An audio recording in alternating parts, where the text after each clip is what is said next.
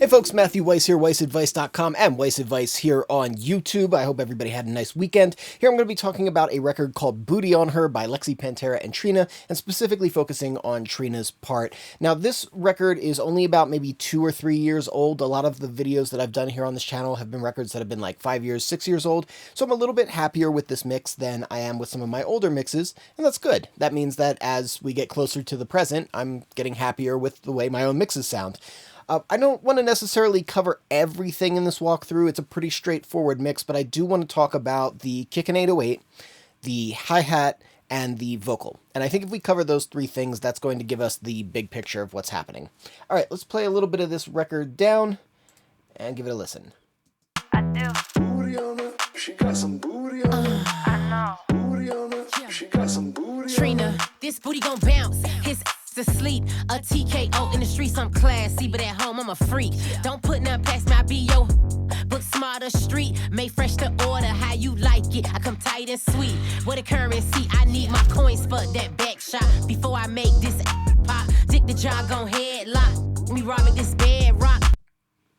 Cool, so self-assessing, as I always like to do, the only thing that I feel like could be a little bit better in this mix is probably the kick in the 808. The kick in the 808, if I was doing it again, I would spend a little bit more time with it, not only to kind of work out some of the dynamics of it, but also to kind of maybe try to create a better side-to-side image of it. We don't typically think of side-to-side image with low end. In fact, a lot of the times people in forums and things like that, which we all know is the best source of information, right, will say, you know, keep all of your low stuff in mono. I don't necessarily agree with that. I think that things tend to sound a lot bigger when we're able to work our low end into stereo. We just have to be very mindful about how the mono fold is going to ultimately sound. So let's go over some of the Kickin 808 first here. This is kind of a weird little setup. So if I take off my automation here, let's go into this. Let's take that off. Let's take off our effects and just kind of solo up the 808. We've got this.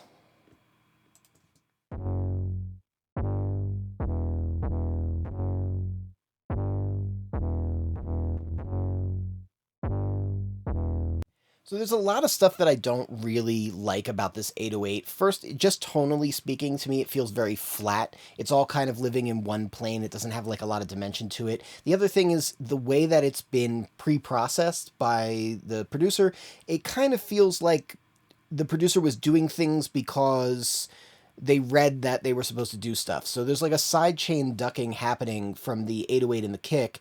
And I don't think that it makes sense in this context, because then as soon as the kick is out, it's like the 808 can't decide if it wants to be a synth-based kind of 808 or if it wants to be an 808 with some hit to it. And it's kind of doing both, which makes it a little tough to sit correctly.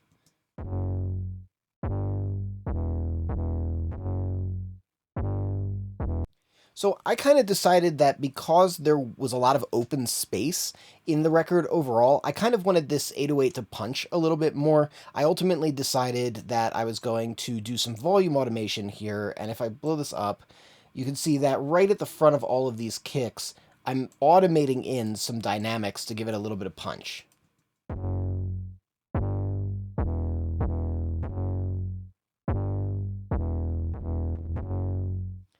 The other thing you'll also notice is that the tails of the 808 are sometimes running over the attack of the next 808. Like, we really hear it right in this little section right here.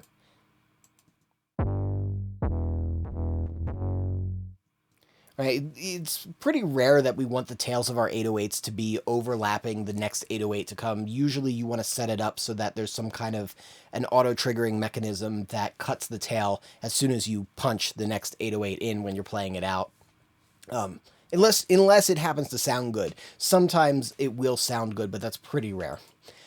So my main goal here is going to be to give the 808 some dimension. So everything that I'm doing really is for that reason.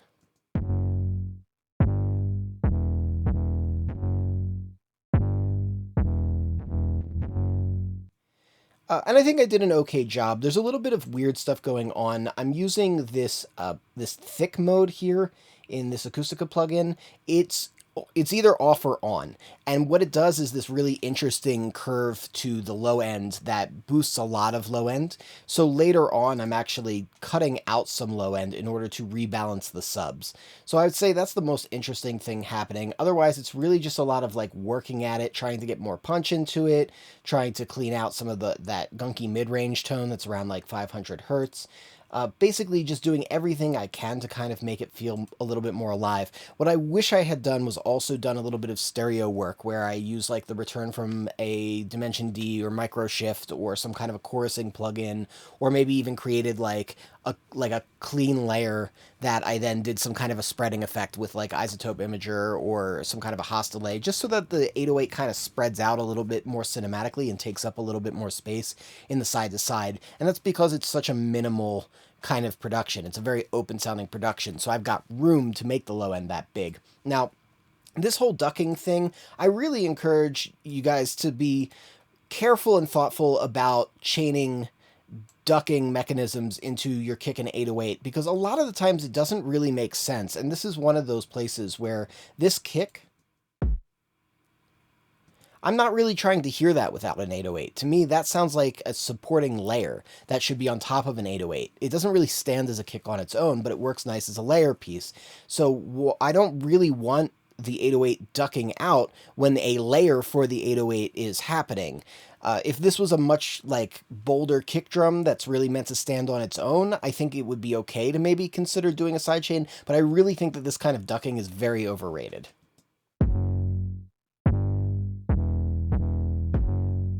But as it is ducking out, and since it is ducking out, I just need more depth to the low end of this kick because the low end is just disappearing for a split second. And so it has the opposite effect of making something hit. You know, we think that it's going to hit harder when we make more room for the kick, but actually because we're depleting sub energy, it doesn't really make it hit any harder. It makes it hit clearer, but it's now hitting weaker. So I have to put in some EQ. So I've got a big bell boost around 50 hertz here, and then a smaller bell boost that I did a little bit later between 100 and 200, just to give the kick a little bit more authority in the mix.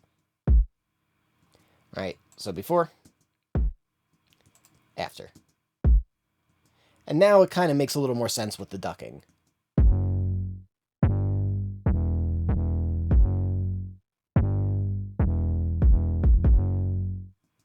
We don't notice as much of that like weird tail interference, the kind of modulation that's happening.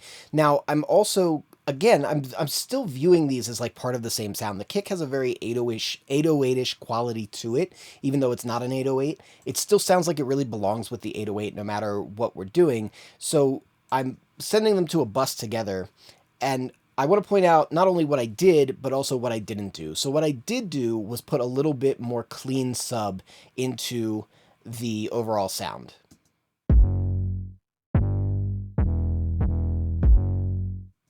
I just felt like it benefited everything at the end of the day. I think I did that at the very, very end, like while I was looking at like the mix bus stuff, and decided instead of just doing like a sub boost to the entire record, maybe just go back over to the kick and the 808 and do the sub boost. What I didn't do was use black box. I set up black box because a lot of the times when I have low end stuff going to the same bus, I like to glue it together with this particular plugin. I think it sounds really, really good. I'm going to give you the before and after on it.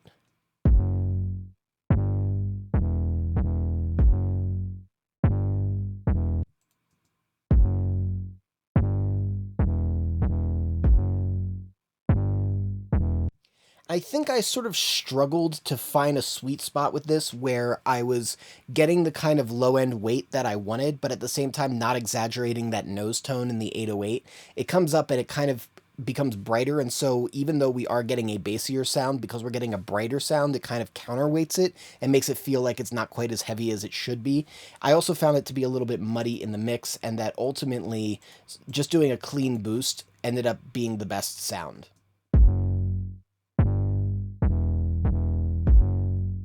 Now, there's a very specific reason why I'm pointing out something that I did not do, and this is really, really important. I very, very often, when I'm summing drums together or when I'm summing kick and bass together, or when I'm summing all low-end elements together, I very frequently use this plugin just to make everything a little bit bolder and stronger. Kind of glue it all together, give it a little bit of that analog-y sound, give it a little bit of that tone and texture. It's a great plugin, but it's really important that when we have a sort of go-to way of doing something, we're still always keeping our ears open, and we're not just doing things to do things because we do things. I think that's one of the biggest traps and biggest mistakes people make when they're producing and mixing records. So it didn't work this time, so I bypassed it. Okay, now let's go on to the hi-hat. This is a kind of a weird one. So, you know, the other thing that I talk about a lot on this channel, and one of the major points, is that we have to really differentiate between something that sounds good and something that feels good. And we have to really force ourselves to just believe in what feels good. And it can be very hard to tap into that mentality of turning our thinking brain off and turning our feeling brain on. And this hi-hat is a really good example of that. So I'm going to solo it up real quick. A little quiet. I'm going to put a trim plugin on just so we can all kind of hear that a little bit louder here.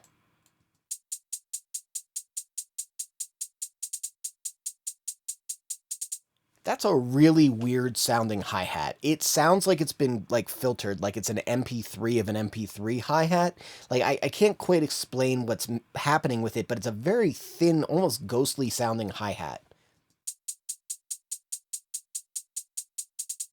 And I experimented with replacing it and things like that, but when I hear it in the context of the overall mix... Bounce, his asleep, a TKO in the streets, I'm classy, but at home I'm a freak. Don't put none past my BO. There's something about it that's actually really compelling. Like, it's a very it's not like a good sound, but it's a neat sound. It's a cool sound. It's a unique sound. And I think that that's more important than being good. I think good is defined by something that feels right. So I kept trying to replace it. I've got Trigger down here below. I have it muted now because I didn't end up finding anything I liked. Everything that was bolder and stronger, I didn't like it. So I ultimately went back to this hi-hat, and this is a technique that I stole from a Jason Joshua interview, or maybe it was like a tutorial or something like that. But he said he was putting CLA mix down on his hi-hats, and I tried it, and I was like, oh, actually, it kind of sounds good. I hate this plugin on Mixbus. I don't think it sounds good at all. But on certain elements like hi-hats and like 808 claps and things like that, or 808 snares, it can actually sound really good because it adds a lot of weight to the sound. And if we listen to this hi-hat, what it needs is weight. So let's bypass it. Put it on.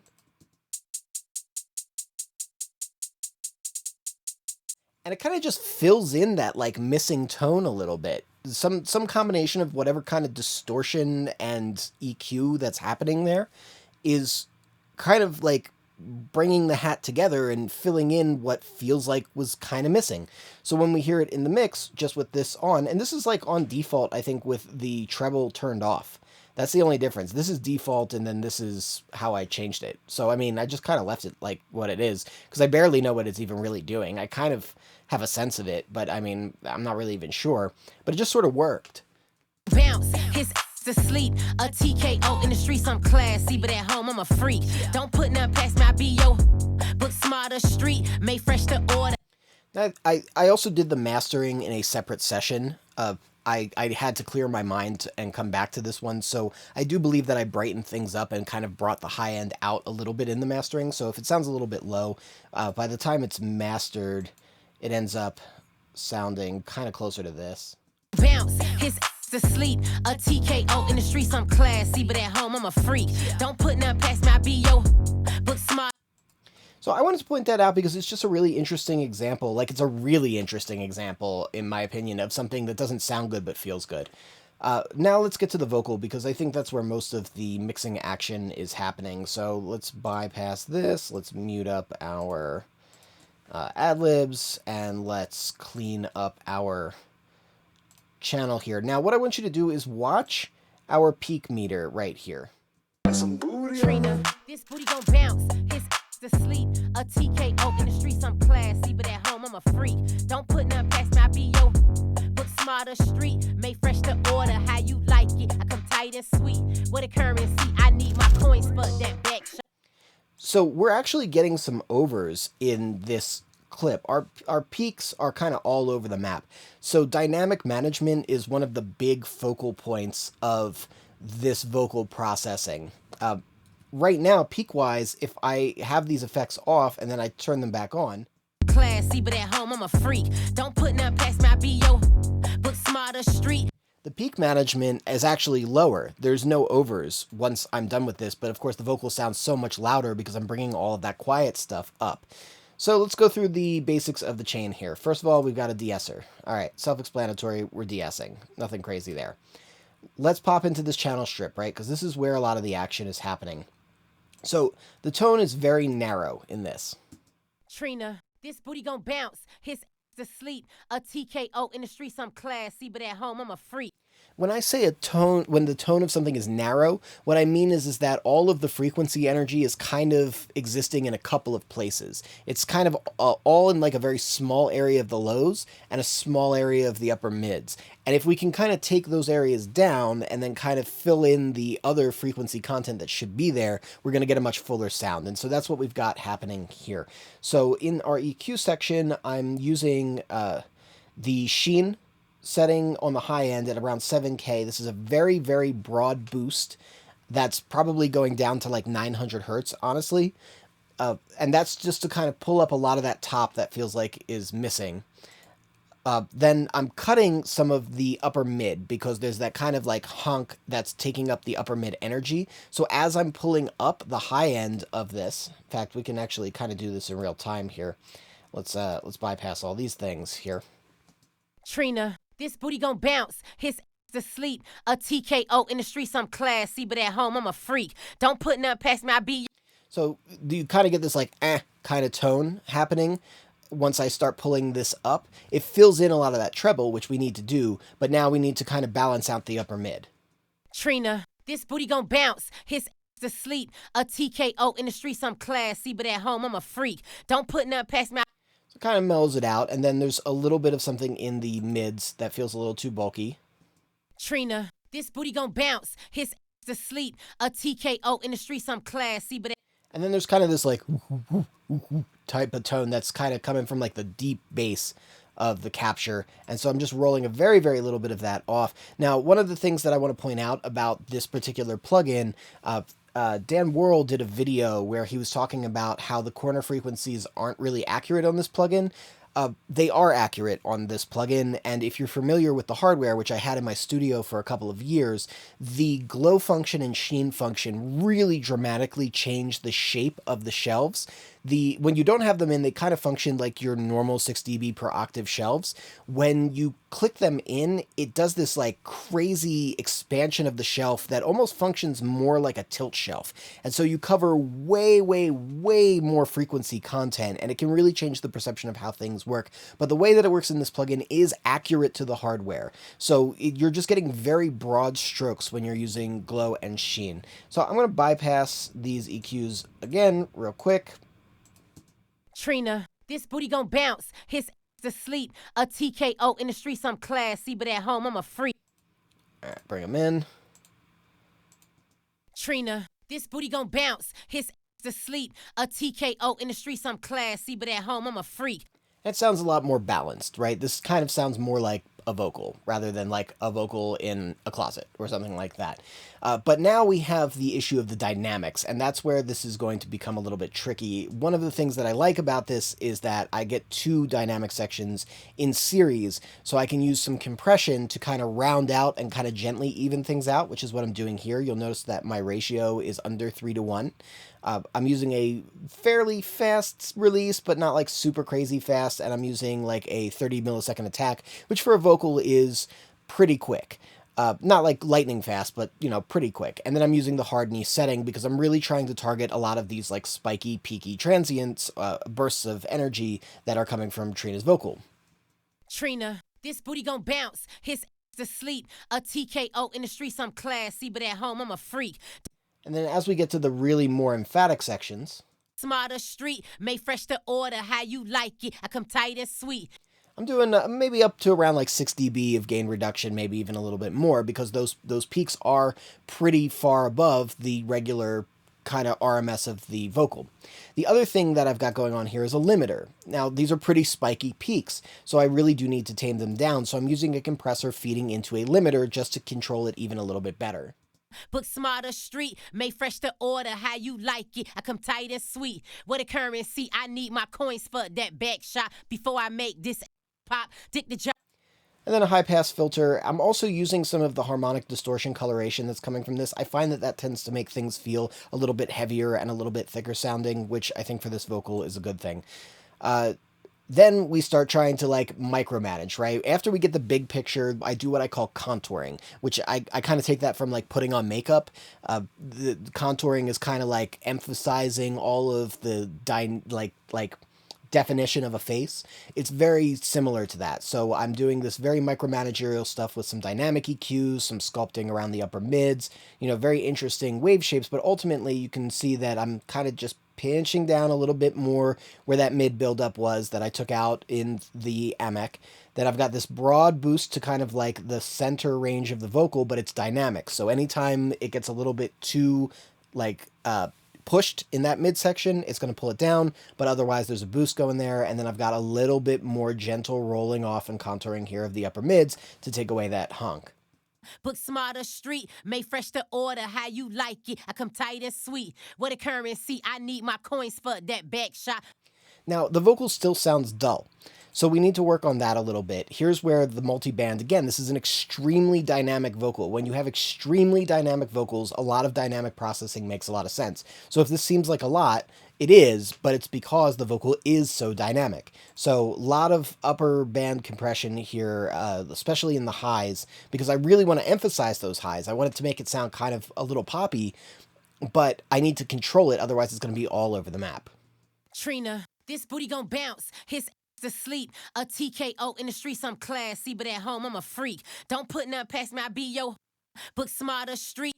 And then I just need it all to feel a little bit fuller, because now it sounds pretty balanced, but it's just lacking a little bit of fullness. So I'm using Vitamin here to do some saturation in the very middle band between 400 hertz and 1.2K. Trina, this booty gon' bounce. His asleep. A TKO in the streets, I'm classy, but at home I'm a freak. Don't put nothing past me, I be yo. Book smarter street. And now you can hear it starting to really come together and get to that final stop where it sounds like a vocal that's a little larger than life. It's not just balanced. Now it's like got a little extra something starting to happen. Same thing over here, doing a little bit of excitement in the mid band. Trina, this booty gon' bounce. His asleep. A TKO in the streets, I'm classy, but at home I'm a freak. Don't put nothing past me, I be yo. Book smarter street. And one more pass of compression with a very fast release and a fairly fast attack, because it's an 1176, and 1176s are fast. Trina, this booty gon' bounce. His asleep. A TKO in the streets, I'm classy, but at home I'm a freak. Don't put nothing past me. Now, one of the things that I want to point out is all of this contouring and sculpting I did in the mids, where I'm dipping out some mids on the AMEC, and then I'm doing some dynamic cleanup and some like very tiny notching out and tiny little carving of, this very surgical stuff here in the mids. All of that stuff is what sets me up for success when it comes to doing the saturation and excitement down the road. If it's not well managed, that saturation and excitement starts to sound kind of harsh. The last piece of the puzzle here is just a copy of that track committed, and then with a parallel compression chain. So this vocal here is the same vocal, finished all this processing, and then I'm adding some very fast attack, fast release compression, as well as a limiter, so that I get this kind of brick wall of vocals. Trina, this booty gon' bounce. His asleep. A TKO in the streets, I'm classy, but at home I'm a freak. Don't put nothing past me, I be yo. Book smarter street. And you can hear like it really exaggerates all the quiet stuff, like the breaths and things like that. And it's also such heavy compression that it's getting a little bit of fuzz into the texture. There's actually a little tiny bit of intermodulation distortion that's kind of creating this like fuzzy texture to it. But because it's so much lower than the main vocal, I think that that's fine. It's really just there to provide support and a little bit more body into the vocal overall. So here's without it. Trina, this booty gon' bounce. His asleep. A TKO in the streets, I'm classy, but at home I'm a freak. And then with. Trina, this booty gon' bounce. His asleep. A TKO in the streets, I'm classy, but at home, I'm a freak. Don't put nothing past me, I be. And so keep in mind, it's different than just turning the volume up. It's actually building up the body. It's not just making it louder, it's actually making the sustain of it heavier. And in solo, we can hear some of the pumping artifacts that are coming from that. But when we actually hear it in the context of the main mix, Trina, this booty gon' bounce. His asleep. A TKO in the streets, I'm classy, but at home, I'm a freak. Don't put nothing past me, I be yo. Book smarter street, made fresh to order, how you like it. all those breaths, she times her breaths to the rhythm.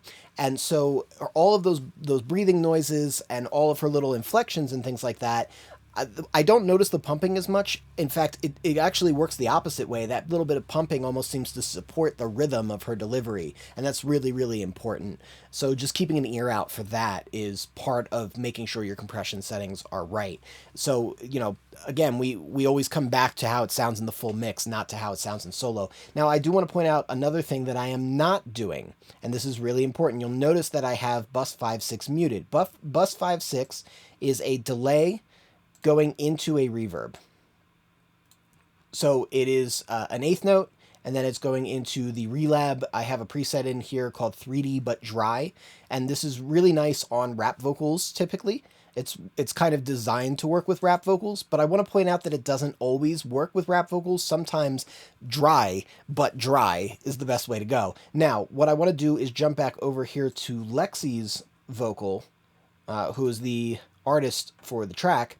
And I'm going to play a little bit of this down, and we're going to hear the reverb on there, and I'll turn it up a little bit. I'm a bad little accepted, so I bought me a necklace. He like girls that live a little reckless. He got a death wish, and when it all falls down like Tetris, I'm giving him extras. And when he it, I'm calling him daddy. When he up his side, got him on in a Lexus. Too thick, come spin on it. And come spit on it. He fell in love with my take a pics on it, shaking it fast, and he's slapping his on it. I just might twerk, drop, sit on it. So it works on her vocal. It provides this little bit of like open, kind of mysterious air to her sound. Now I'm going to play Trina's vocal with that same reverb on there. Trina, this booty gon' bounce. His asleep. A TKO in the streets, I'm classy, but at home, I'm a freak. Don't put nothing past me, I be yo. Book smarter street, made fresh to order, how you like it. I come tight and sweet. It's cool, but I don't think that it's actually adding anything. I think it's actually better just with her vocal straight dry. And I can't really put a science to that. Like, I'm sure that if I really thought about it for a long period of time, it would be something with the rhythm or the tone or the personality or the saturation or whatever. But at the end of the day, what it really is that it felt right on Lexi's vocal. It was designed around Lexi's vocal. But when I put Trina's vocal into it, it felt like it was taking away. And it immediately told me, nope, this is a rap vocal that just wants to stay bone dry, as many of them really do. So I think I want to wrap here. I think I've given you guys enough food for thought and some good information. And yeah, let's wrap it up. So if you dig this video, hit that like button. If you want to catch more videos like this, hit subscribe, yep, with the bell notifications so you get notified.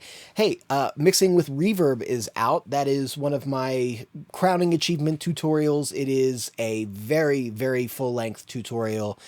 Pretty much anything you've ever wanted to know about reverb is in there, and that is on sale because I just launched it at the beginning of the month, and will be on sale with the code REVERB20, which will give you 20% off, and that's until February 15th, and then it just goes back to its normal price. Lastly, you know what we say here at Weiss Advice. We are musicians, sound is our instrument, and apparently I'm going to cough on the outro too, because I'm that smooth. And I will catch you next time. Okay.